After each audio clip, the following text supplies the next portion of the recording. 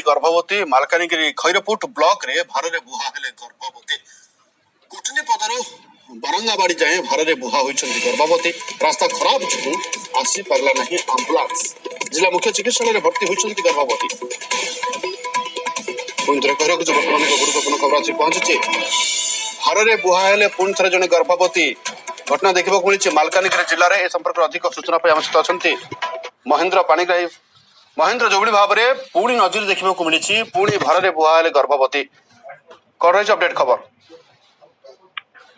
देखो सत्य यही घटनाटी जहाँकि नुआ नुह कारण मालकानगिरी पूर्व घटना बहु बार देखा जाइए जो भार रे बुआ होती रास्ता केवे तो रास्ता खराब जो आंबुलांस न आसवा जो तो एठी जो रही मालकानगिरी खैरपुट ब्लॉक रु जो खैरपुट सदर महकुमा ब्लॉक जो चिकित्सालय अच्छी जाइला बारंगाबाड़ी किंतु बारंगाबाड़ी टू कुटनीपदर जो 10 किलोमीटर रास्ता रही शोचनीय हो पड़ता रास्ता बहुत खराब थिला तो तेणु करके जाई पारि नथिले परवर्ती समय रे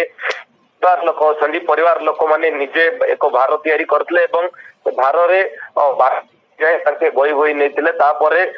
एक एम्बुलेंस जगे जिला मुख्य चिकित्सालय कारण जो लेडी थिले जे प्रेग्नेंट लेडी थिले तांकर रक्त अभाव थिबारु तांको देहरे रक्त अभाव थिबारु से माने तांको जिला मुख्य चिकित्सालय रे भर्ती एवं से मानक एबे चिकित्सा चालू रही जहाँ सूचना मिली महेन्द्र जो भाव चिकित्सा चली बर्तमान बर्तमान खबर नहीं कि महिला गर्भवती महिला स्वास्थ्य अवस्था केमती स्थिर अच्छी कौन खबर अच्छी देखु जहाँ की घटनाटी खैरपुट जो रही खैरपुट जो डाक्तर कही फल प्रथम से खैरपुट जो चिकित्सालय भर्ती कराइला जेहेतु स्वास्थ्य अवस्था ठीक न